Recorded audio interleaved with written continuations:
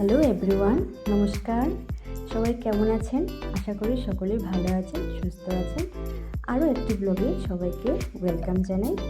তো আজকে খুব স্পেশাল দিন, তার মানে হচ্ছে কি আমার বোনের জন্মদিন।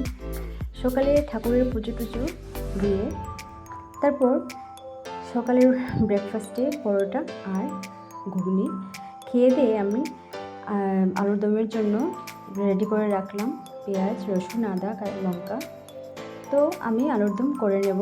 আর ওইদিকে বাবা মাটন কারিটা আগেই করে নিয়েছেন। উনি খুব ভালো মাটন কারি করতে পারেন, আমি তেমন পারি না। তা পারি না বলতে আমি কখনো ট্রাই করিনি, কারণ আমি কখনো আগে মাংস আমি খাইনি। এই 2 বছর হলো আমি অল্প অল্প করে ট্রাই করছি মাংস খাওয়া। কোনো রকমের মাংস আমি খেতাম না।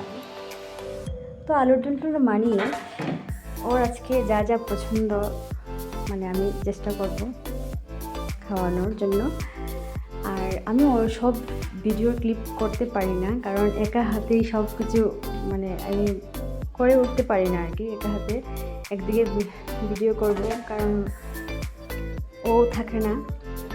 তারপর আমার রান্না কমপ্লিট করে আমি রান্নাঘর পরিষ্কার করে নিচ্ছি। আর বিকেল দিকে আমি এখন পায়েস বানাবো। পায়েস বাঙালি, আর জন্মদিনে পায়েস হবে না তা কি হয় তোমরা বলো? আর পায়েসের জন্য এদিকে গোবিন্দভোগ চালের মধ্যে অল্প ঘি আর 2টো তেজপাতা দিয়ে ভালো করে মিশিয়ে রাখবো। তাহলে কি হয়, তাহলে দুধের মধ্যে লেগে থাকে না, ঝরঝরে থাকে। তারপর আমি একদিকে পায়েসের জন্য আমি দুধ তো বসিয়ে নিয়েছি। আর তারপর আমি লুচি বানাবো। লুচির জন্য আটার মধ্যে অল্প লবণ আর চিনি দিয়ে মেখে ভালো করে ডোটা বানিয়ে রাখবো।